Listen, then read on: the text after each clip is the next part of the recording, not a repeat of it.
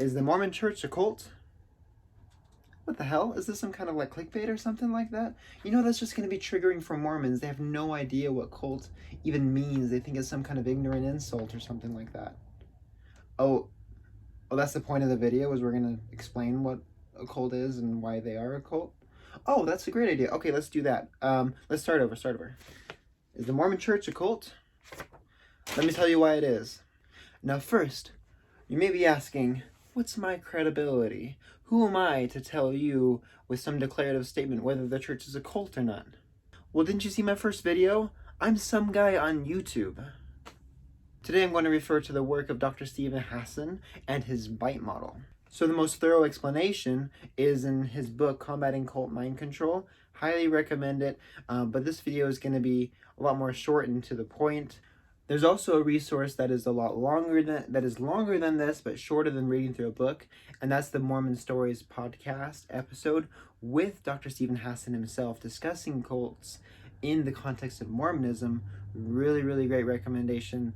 Just a couple of hours to listen to. That would be episodes 938 and 939. And of course, if you like this video, hit that like button. If you don't like this video, please dislike it as well. If you are someone who is an ex-Mormon who had a cult-like experience, please tell me about it in your comments below. And if you think that I'm wrong about cults or have another point you want to bring up, please also comment that below. And if you're interested in being notified about when I get my next video out, please hit the subscribe button. Thanks. So first, I have 3 premises to get out of the way so that we start on the same page about cults. 1 is that cults come on a spectrum. There is a spectrum of not a very unreasonable amount of influence to an extreme manipulative amount of control and influence. And there's also a spectrum of harmless influence to very harmful and damaging influence. See, I don't really mind if a religion with high level of influence is influencing its members to choose pancakes over waffles because they believe God told them to. It's really unfortunate, of course, because waffles are way better.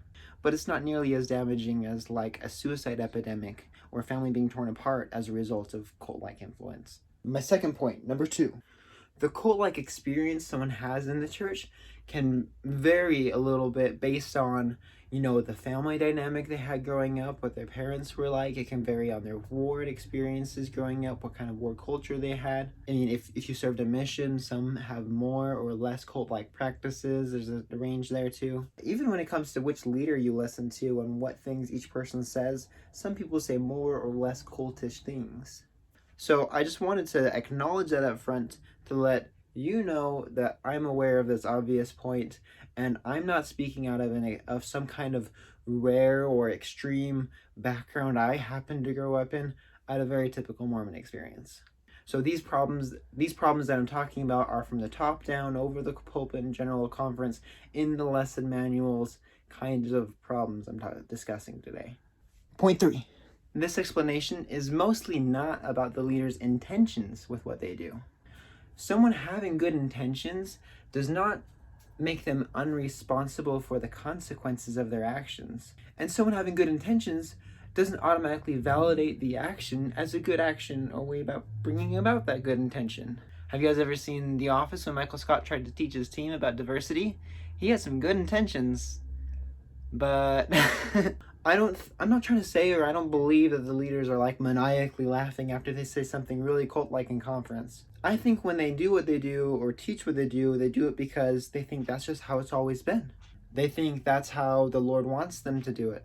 I think when they see something that's really effective at retaining members or at gaining new members, they think to themselves, well, of course it's effective. It's the Lord's way of doing things.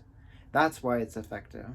They don't think, oh, this practice that we do is really effective because it's extremely manipulative to human psychology. Okay, now that I'm done premising, what are the manipulative practices? I'll go over the harmful behavior, information, thought, and emotion categories of their practices. I'll discuss the quick harms of those practices, and then you guys can click on to a more interesting video. So first is behavior control and how it creates this cognitive dissonance. So cognitive dissonance is like when your thoughts and emotions and your actions, your brain wants them all to align, and if they don't align, it kind of breaks your brain and makes it your thoughts and emotions want to catch up to where your actions are, and so it changes how you think and it changes how you believe and feel, when you act in a certain way. There's lots of examples of this. One example could be the Jehovah's Witnesses, when they said that the world was going to end and then it didn't. And instead of a bunch of members leaving, a bunch of members believed even harder. There's lots of examples of this kind of situation. So here's some Mormon required behavior. Not optional behavior, these are requirements. Paying 10% of your income to the church. Not drinking certain drinks like tea and coffee that has no scientific basis for being unhealthy. Not tattooing yourself. Not watching any R-rated movies. Don't ever swear. Serving for several hours a week in your church or your calling. Participating in strange ceremonies that scare the hell out of new members and confuse them until they've gone enough that they normalize it. Participating for several hours a month in these strange, pointless rituals. Obeying their specific, restrictive version of sexuality, which is especially harmful for anyone in the LGBTQ community. And making your community of friends and connections almost exclusively people in the church. The list of expectations can go on and on and on.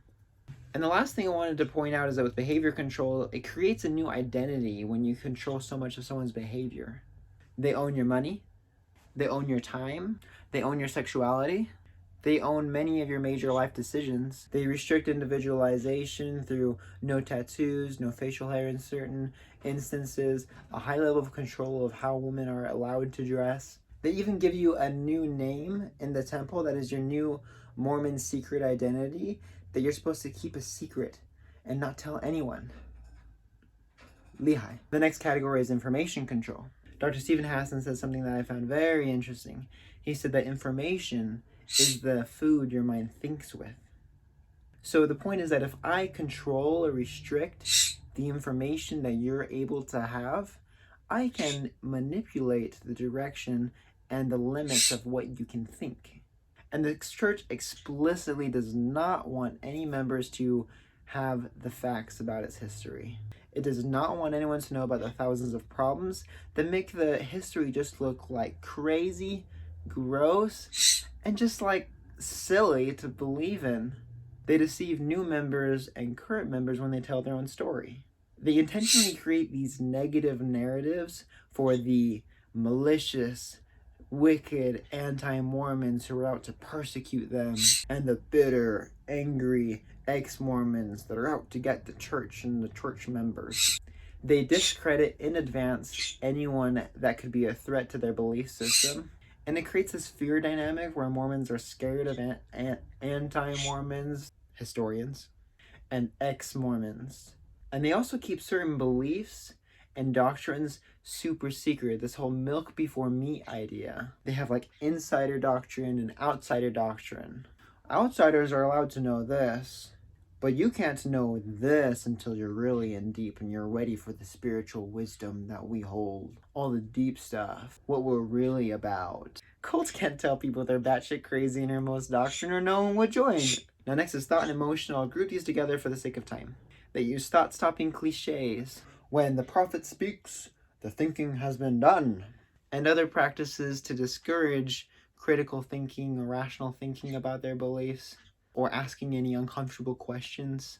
Doubt your doubts before you doubt your faith. And then they also control your emotions. They claim credit for all the good, positive, joyous, emotional experiences in your life. Oh, that's the spirit. That's your reward for living righteously. That's why you get that positive emotion. And they label bad, negative, anger, or sadness as of the devil, or a sign that God's presence or the spirit has left your life. Oh, you're feeling sad? That's because you're a sinner. Stop being wicked and you'll be happy like the rest of us.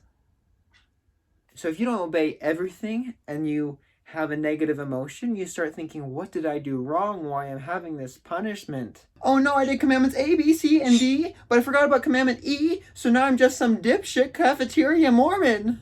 Then if you leave the church and then experience some kind of struggle or hardship or normal human emotion, like anger or sadness, your brain says, oh no, this is because I left the church, isn't it? I'm just a wicked, hard-hearted person and I should just go back.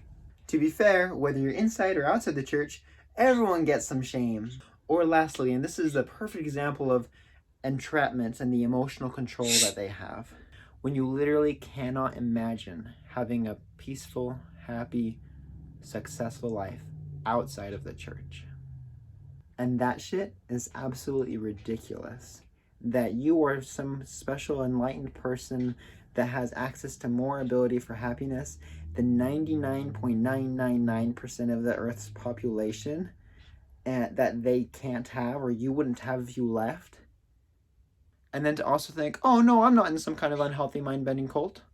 Now some people will say, oh no, all these practices aren't so that they can control you.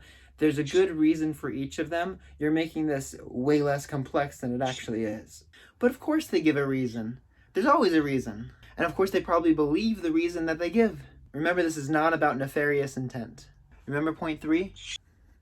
The leaders of the church probably think there's a really good reason for each of these things. But the thing is, they think they're doing it that way because God said so. This is the way. But I'm talking about the results and the consequences and the real life environment that is created by their practices and their teachings. Now, an apologist or someone may say, well, I believe this is God's one true church, and so if he wants to run it in a way that's kind of cult-like, that's okay with me. 2 things. First, I don't believe it's the one true church. I talked about this in my first video.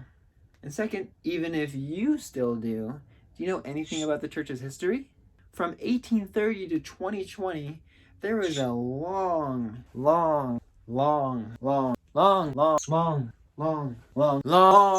list of things that have changed. And almost all of those changes are a result of external pressure.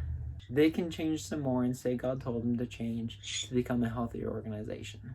And lastly, the harm that all this causes. Loss of money, loss of time, loss of opportunities living their version of a prescribed lifestyle. Not because you opted into it because you preferred it, but because you were told this is eternal truth and you have to accept it if you want to ever see your family again in the afterlife. They experience shame for never being good enough. The marriages and families that are torn apart when one member leaves the cult. The isolation, shame, and struggle of members of the LGBTQ community, which has a literal suicide epidemic that's been going on for far too long. The restrictive and unhealthy sexual requirements. And the loss of freedom and agency with someone's one shot at life that may be the only life they ever get to live. So that's why I think it's a cult.